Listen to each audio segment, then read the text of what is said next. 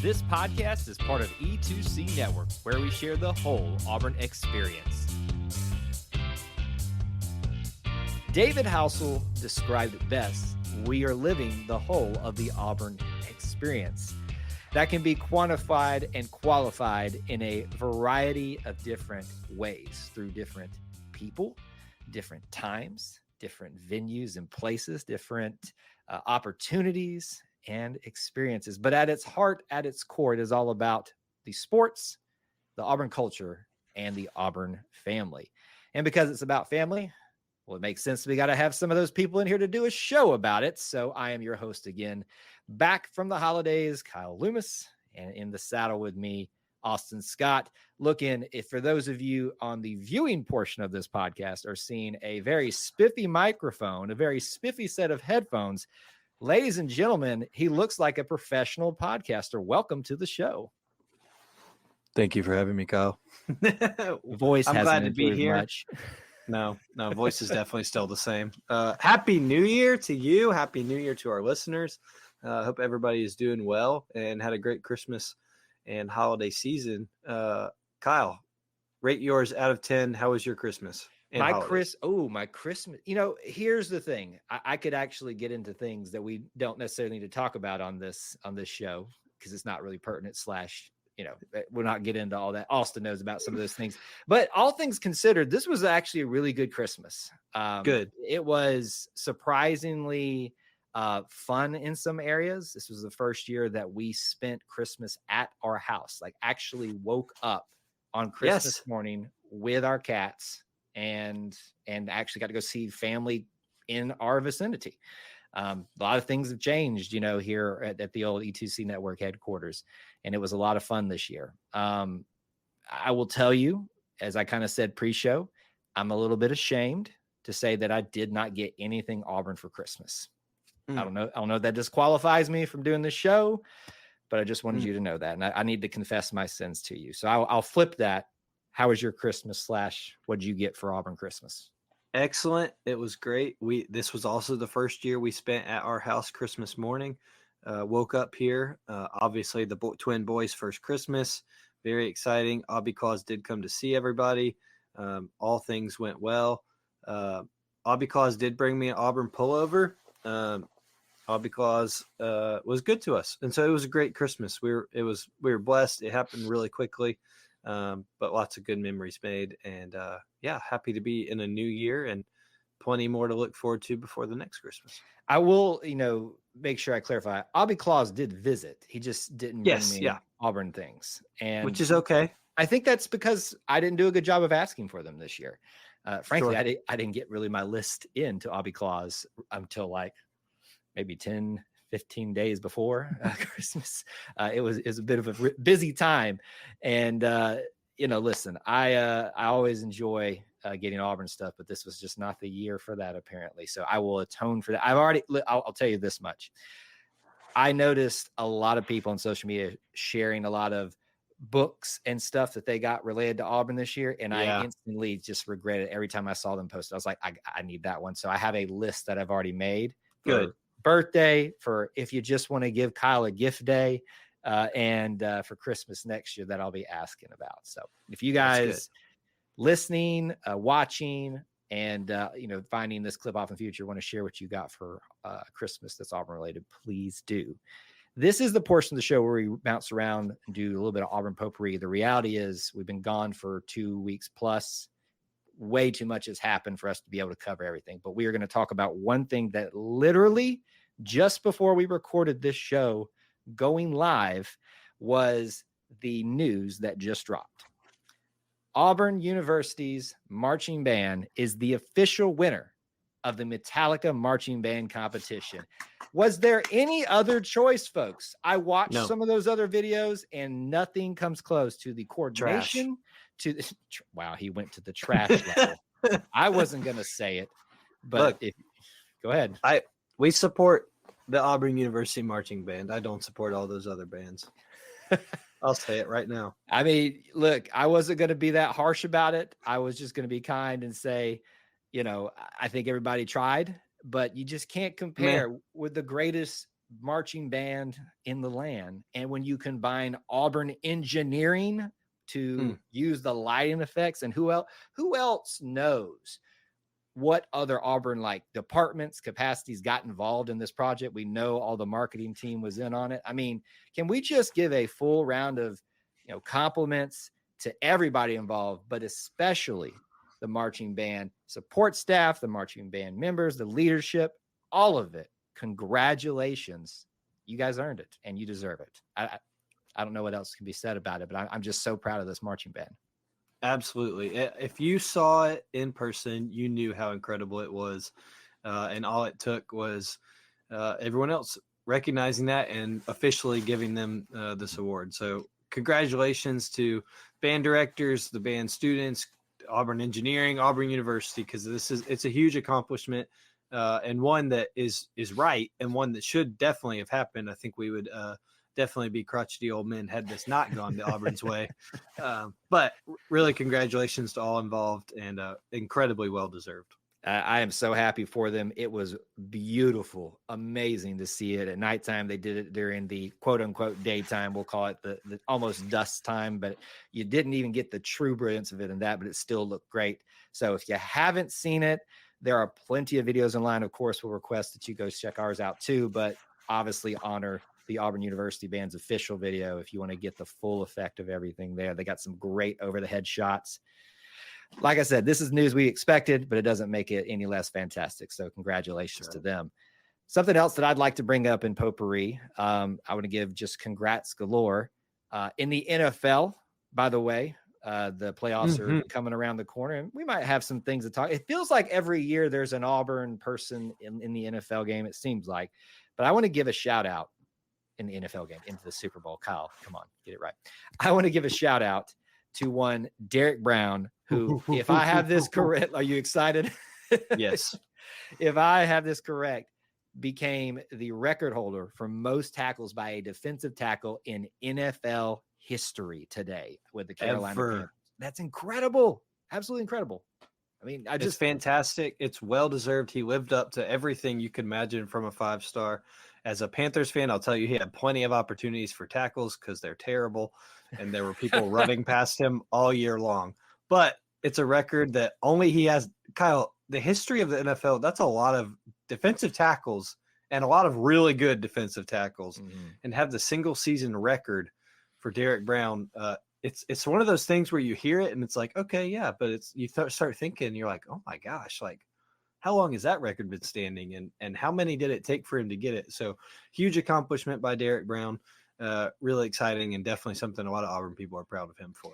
It's not often, when I say not often, it's not like, I'm not saying it never happens, but what I'm talking about is we talk so much about these high school recruits coming in and being just hyped up, they're 5 stars, and sometimes they live up to that. But I feel like rare is the story where someone is hyped up coming from high school, lives up to that hype throughout the college career, not just like builds up to it. I think, like, example, Carl Lawson, who's had a decent NFL, he kind of built up. He had the hype, took a slow start. Injuries were a reason for that, but built up to it. Derek Brown, from the get-go.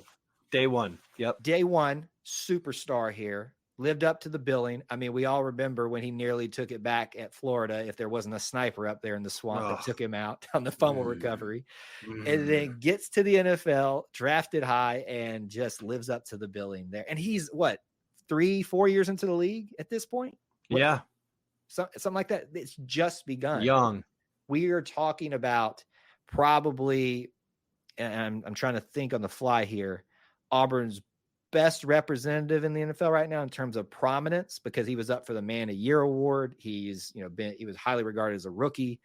Is there anybody else in your mind that lives up to that billing other than Derek Brown right now in terms of prominent Auburn representative? No, Cam's not there. No, Cam's not there. I think you could probably make an argument for Carlton Davis. I think his kind of production's kind of lacked a little bit in the last couple of years. That's taken him out of the spotlight. We know Noah Igbenogany is still doing well, and I just thought of Darius Slayton still does well with the Giants. Jamil Dean, I think DBs. Derek. Well, and the kickers, the Carlson brothers. I think Daniel might have Derek Brown beat in that area, but I mean, he's a kicker. He kicks 60-yard bombs. Hey! What are you saying about kickers, sir? There's a kicker right here. I'm saying that it's there's an opportunity for him to maybe get a little more recognition than the big boys up front. Sometimes that's all I'm saying. It's a fair point. It's fair. We got a lot of great representatives, but one of the best ones, and deservedly so after this big thing today. Derek Brown, your leading tackle getter for a defensive tackle in NFL history. Congratulations to him. That's going to do it for Auburn Potpourri. We have got a lot to get into coming up here in our 2 segments. We're going to try to debrief football, and then we're going to get into the excitement of basketball coming up next. But before we do that, I want to talk to you about something real quick that we've been talking a lot about on this show lately. And I know as a content creator, I'm needing to find a lot of opportunities to give myself a little extra energy. And let's be honest, being an Auburn fan can be a little bit rough sometimes. You need that extra energy boost to deal with the ups and downs of this roller coaster ride. But the problem is a lot of those energy alternatives out there, they have some, we'll call them not so good setbacks or things that come with them that don't make them necessarily the best option for you, especially for your overall health. But our friends at Magic Mind have got you taken care of. After personally trying Magic Mind, I can attest to their claim that they are very good at defeating burnout and elevating your mental health. And they give you the benefits of these energy alternatives that we've already mentioned, but with some extra benefits, and it's healthier for you. They help you with their mental focus, be more productive, but they give you a more prolonged, healthy, natural way of doing it.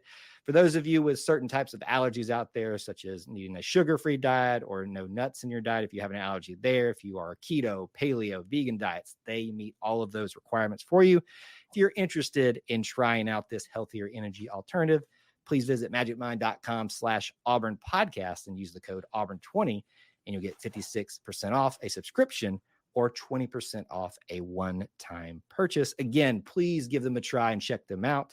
We can obviously tell you that we love talking about them here since we've been talking about them for quite some time. Visit magicmind.com/Auburn podcast for the code Auburn20 for 56% off a subscription and 20% off that one-time purchase. Our big topic number 1 tonight, Austin, it's not a good one. Well, let's be honest. It's challenging. Challenging is a nice way of saying it because we know the lifeblood of this show, being an Auburn person, is its football program. And there have truly been a up and down nature throughout the season. Even so in the last 2 weeks, because since you and I left, if I'm correct, Austin, they have had an amazing, we didn't get to talk about this, right? Early signing day. Yeah, that's right. Wow. That was after our last show. They had a bowl game. I will not venture to describe because I don't think I can use some of those words I probably should use, that bowl game. Some departures. Some people deciding to stay, come in. So it literally for the last 2 weeks, I wasn't going to say it. It has been up, down, emotion here, emotion there, just everywhere since Christmas to this point today of us being back in the studio, not together, but virtually. I guess let's start at the beginning. This is your Auburn football debrief for the last couple of weeks. Let's start with the good. Let's start with the good. That national signing day, early signing day, whatever you want to call it. Wow. I mean, huge. Every single commit at that point, except one, signed. And that's counting transfer portal people that already come in at that point. Every single one of them. I don't recall a day where that type of success was had on one signing day. There's always someone that flips. There's always someone that, and Auburn was doing the flipping, this time around. It was incredible. I mean, it was just one of the more fun signing days earlier, otherwise, that we've had in quite some time, in my mind. Yeah, no, the drama was minimal. I think any drama Auburn fans were hoping for was in addition to what was already kind of established, right? Like you said, not a whole lot of people flipping away from Auburn. It was more hopes of flips to Auburn, and reaffirming commitments and getting the signatures in. just an incredible job. It's a top 10 class right now with after a full first class year with Hugh Freeze and the staff, with more on the way. It's not done. This is just the early signing period now, and hopeful for more on the way in February here in less than a month, or I guess a month. So really awesome. It was a big day for Auburn in terms of momentum and social media presence and engagement, awareness, all those things. And it was like, I think you described it well. It was fun. It was a fun time on signing day, which those have not been kind here in the past, and have been a little more stressful. So really great job. Kudos to the staff. Where did you hear we weren't done yet? I heard something similar. Just some guy on Twitter. It's just some guy, that happens to work in the building and X. Sorry, I'm sorry, everybody. Sorry. X, whatever it's called. I'm still going to call it both, probably at the same time. Yeah, I heard we weren't done yet either. And we'll see how much more not done yet we are coming up soon. Okay, let me just talk about the biggest story of the day there before we move on to the bad stuff. People are calling it the best wide receiver class ever and in Auburn history. I feel like there's a lot of hyperbole in that, but I also feel like there's some legitimacy to it, because if this is speculation at this point, if a certain other commit wants to flip, I've told people on several live streams, I will never argue again that it's the the best wide receiver class that Auburn's ever pulled in. Right now, I think it is. I think there's maybe some room, depending on when people line up, when they came in certain classes in the past. There's a pretty good stretch of wide receivers there in about the 2003, 2004, 5 arena. That I would argue is comparable there, but especially with not just what they were speculated to be in terms of how good they were, but what they ended up being. Yep. Thoughts on that? Best wide receiver class? Yeah, I mean, I think it is too. I think you can firmly say it statistically, and with all the recruiting rankings and things that were not as advanced back in the early 2000s, right? You can say, okay, you look at the numbers where these guys are ranked, where we think they could be, what we think their potential is. This is the best incoming freshman recruiting signee class Auburn's ever had. Now, I think instead the fact that we use that kind of as a blanket statement of this is the best receiver class Auburn's ever had, well, we have no idea what they'll do at all. There's a possibility that they all, either through whatever reasons, don't end up panning out, don't play, have injuries, whatever. So I think it's important to say it's the best recruiting receiver class Auburn's ever had, because like you said, those early 2000s, and we have the benefit of hindsight with Obamanu and Aroma Shadu and Courtney Taylor, thank Anthony you. Mix, all of them. Tons of guys who produced and probably wouldn't have had the accolades of recruiting that these guys have now. So just hoping that they turn into that. If they turn into that, Auburn is going to be just fine. So hopefully these 4 receivers and maybe 5 turn out to be pretty good examples for Auburn.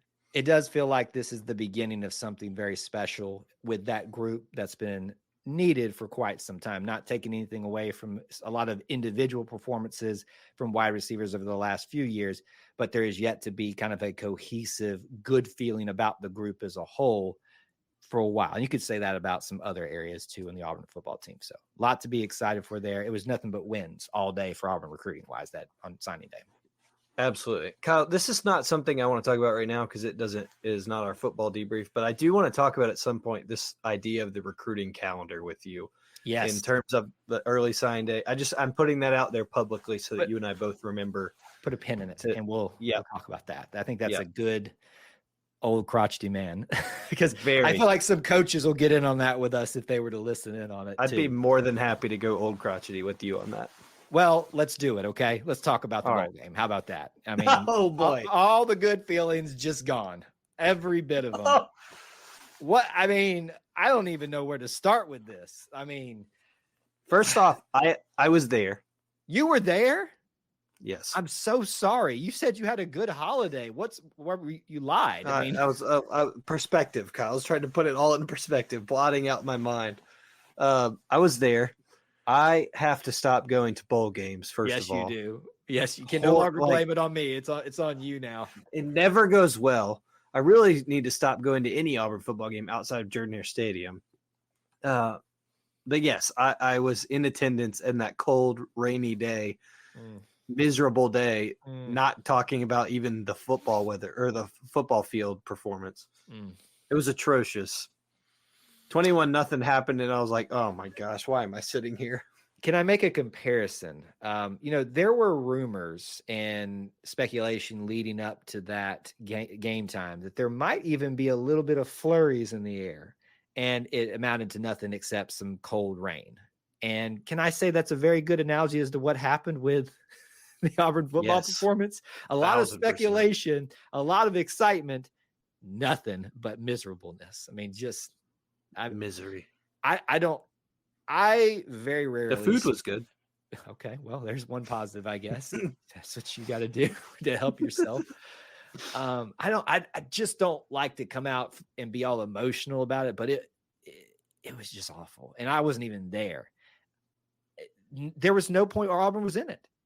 The kickoff, none. Maybe. I mean, well, we didn't even receive the ball first, right? Yeah, that's what I'm saying. The ball the ball was kicked off, we were in it, and that was about it. I mean, we won the coin toss, Kyle. That's literally it. Maybe I don't even remember. I struggled to try to figure out what the problem was. Was Maryland just much better, or did we not care? What make some sense of it for me? I don't want to be that person to say we didn't care. Oh, it wasn't a big deal to us, because it should have been. Right. I mean, I know it's the Music City Bowl, but it should have been a big deal because you get to go to a bowl game. And I know the whole world thinks bowl games are stupid now. Bowl games are useless, whatever. Coach Hugh Freeze even said himself, this is a time our guys should enjoy what they've done on the season, enjoy themselves, and play an opponent and play for their fans, play for pride, whatever. It should have meant more if it didn't. I don't know I'm not accusing them of saying they didn't care to be out there or not. But I think that there is a point to where you can say opt-outs and transfer portal hurts. Yeah. And we could get into the calendar if we wanted to on this right now. I don't want to, but I'm saying that I think that's a factor here. In addition to that, I think that caused a lot of youth on the team, youth to be playing immediately. Mm-hmm. Now, the youth at points sometimes weren't even the bad parts of the game. Right. Hank Brown looking pretty good. At some points, the youth were the brightest spots of the game performance. So it's not even really that either, I don't think. I don't think there was a good offensive game plan.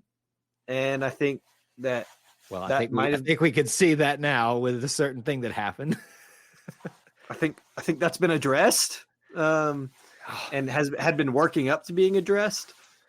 It was just pitiful. It was pitiful when you've got I think not one of my favorite ones, but one that tends to stand the test of time. Auburn myths that Auburn fans just love to talk about is, here comes the backup quarterback. They're gonna be a Heisman contender after they play Auburn. Well, they had two of them, and both of them were that. It's just everything turned out to be exactly what Auburn fans were like. Well, yeah, we just laid an egg in a bowl game, and the two backups look like world beaters. Yep. That's exactly. And we lost to some turtles. We lost to some turtles, folks. I mean, that's really what it amounts to. Got boat raced by turtles. It's the fastest turtles I've ever moved in my whole life. So 21 points like that. I was really looking forward to this bowl matchup because there was some history there. Clint and I did an episode talking about the history not only of the Music City Bowl for Auburn being in it. Well, that history's ruined now. It's not ruined, but it's sullied a little bit. And then, the history that was with Maryland having not played them in so many decades. And I like the uniform look. I mean, there was so much with this bowl matchup and what had been a very boring bowl season to like, and goose egg. I mean, just goose egg. And look, we don't like to be those guys that sit here and just be negative about it. But what are we supposed to say about it? I mean, give me one positive. Hank Brown. And look, and I'm going to be the pessimist that says, well, duh, he lit it up. They were playing prevent defense in the fourth quarter. Yes, thank you. Look, all the credit to Hank Brown. He still came in and made the passes that others couldn't. Well, it's not his fault that they're playing prevent defense in the fourth quarter, just trying to get home back to Baltimore. Right. So I think it is a bright spot, but if you put it into context, it's kind of like, well, it's still like it was bad. Yeah. It was just absolutely bad. And it's such a difference between the last time Auburn was up there with Purdue. Maybe all things level out. And that's what had to happen for Auburn and Nashville after the Purdue. I just figured it out. Okay. So, and when I say this, please, everyone hear me. Please don't say what you're about to say. You know what I'm going to say, but I'm going to say it. Please. Don't say it. Don't say it. If a lot of you picked up what I'm thinking, we have a tone for something that but yes. But what I'm saying is, I will say that here's what I keep saying I'm going to say something and I don't say it. Austin's just saying, don't say it. We just go, whatever. Go for it. I know what you're going to say. We have paid our penance, and I'm going to listen to my co-host and not say anything further. Other things that have happened in our debrief besides this show falling apart, trying to rationalize what just happened. We've had several. I'm broken. We've had several people confirm that they were going to be going to the NFL draft, transferring out. The transfer portal supposedly is closed now because others said they weren't going to go, and now they are, or potentially have gone into the portal. So we'll probably have some more definitive stuff around that and conversations in the coming weeks and episodes. So I don't want us to spend detail and time on that right now. The main thing is I wanted us to acknowledge the greatness of that signing day, the frustrating nature of the bowl game, and just continue to reinforce that being an Auburn fan, boy, it's a roller coaster ride sometimes. That's the truth. Kyle, can I ask you one question before we move on? If I can behave and not it has nothing to do with things that you shouldn't. And two-part question. Yes. Should Auburn sign a quarterback from the transfer portal, and do they?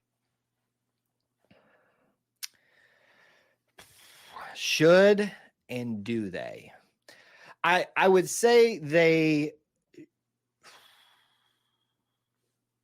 are quarterbacks, Peyton Thorne, Holden, Hank, and Walker. Walker takes the wide of Robbie. In terms of a numbers game, no, they shouldn't. But if they want to make more of a competition, then sure. I'm going to say no, they shouldn't. And I know that's a very unpopular take for a lot of people, but I think they will if the opportunity presents itself correctly. Why wouldn't you? If an opportunity, if someone you think can help your football team, why wouldn't you? That's always kind of been my rationale with that, if that makes sense. Sure. Yeah. I'm good with that answer. I understand that. We'll stick a pin in that because I'm sure there's some conversation coming up that for other episodes. But there's your debrief and roller coaster ride for Auburn football the last couple of weeks. We get to finally talk about something that has been completely amazing over the last several weeks. Auburn, Shooty Hoops, Bruce Pearl and the boys going into Bud Walton and just laying it. Just making some bacon, sizzling, cracking. I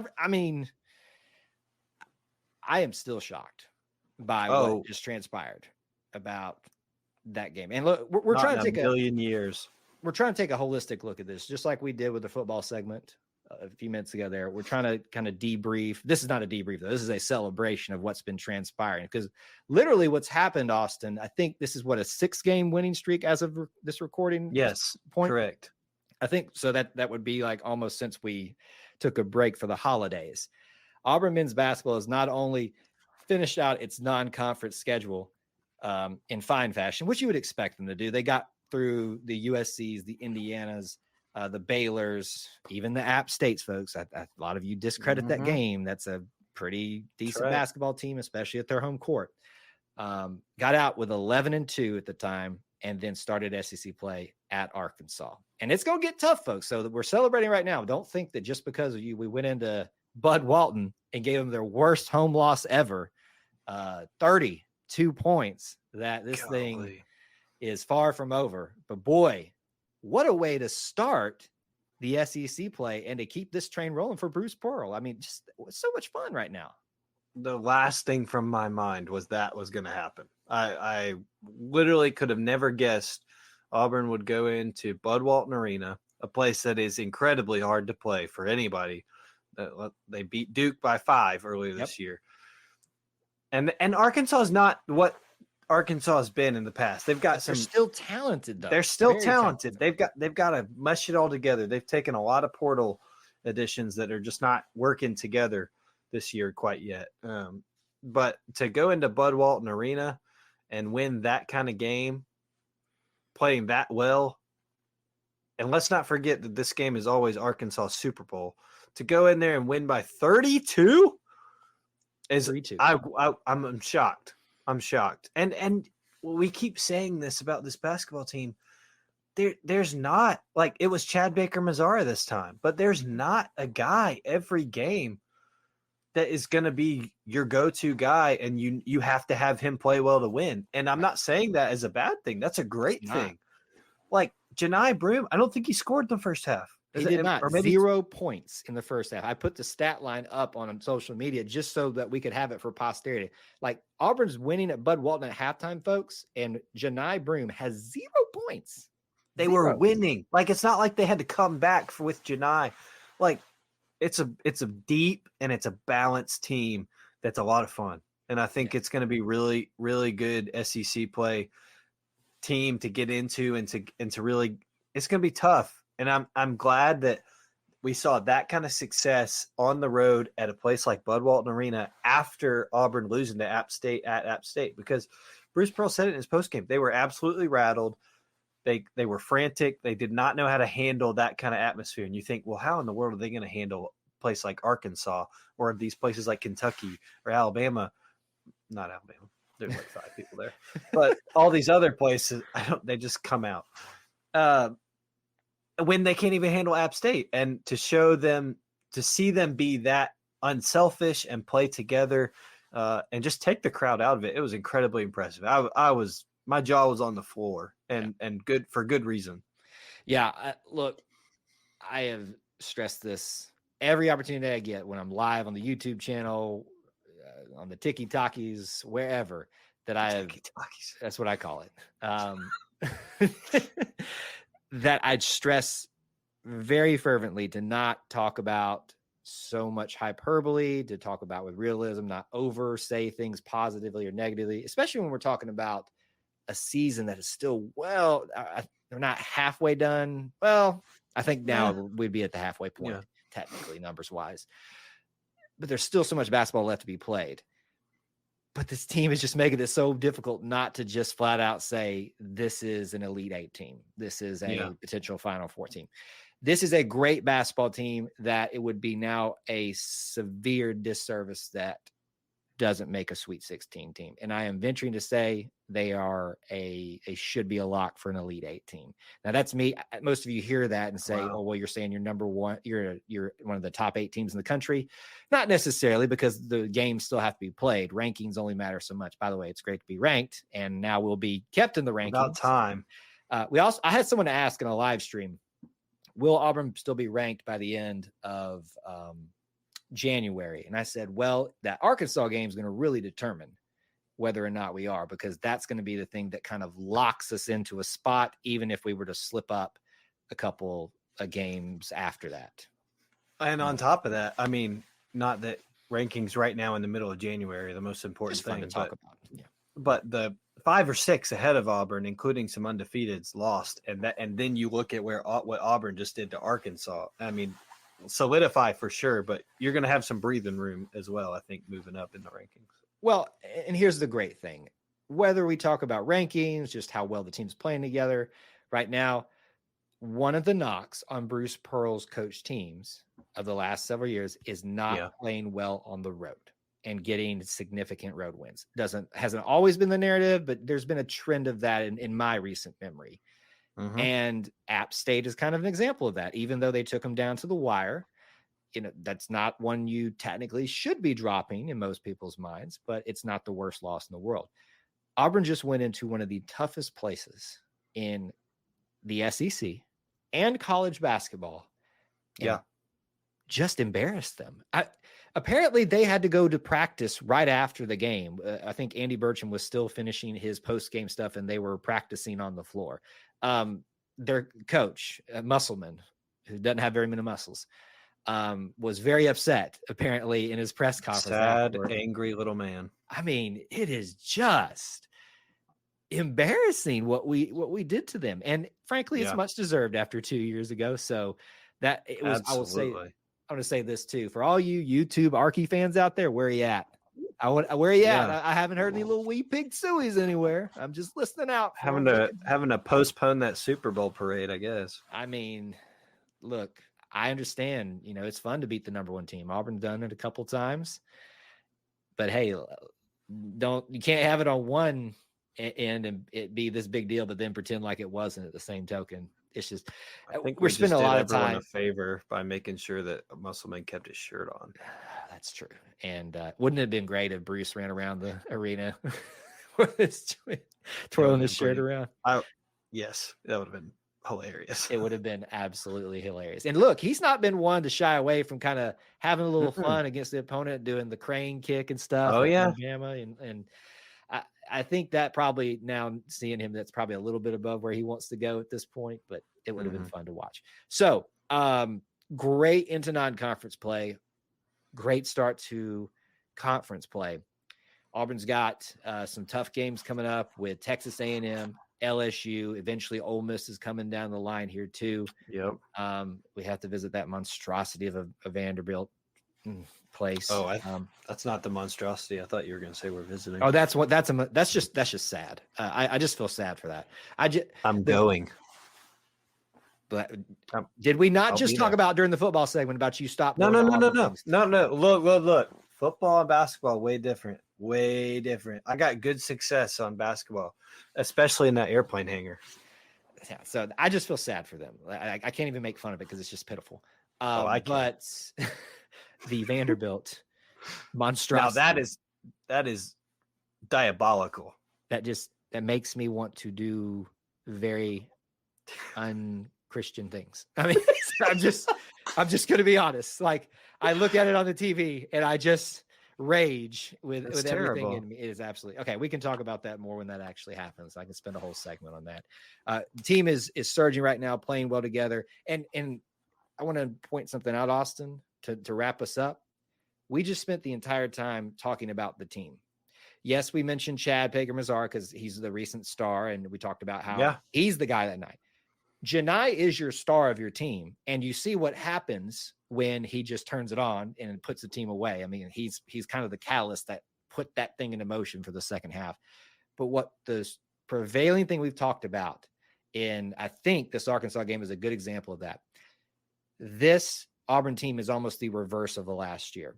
This is a team that loves more so to play together, and it's showing on the court. Whereas Arkansas is a team full of talent that doesn't seem to play well together right now. And I think that's a very interesting juxtaposition.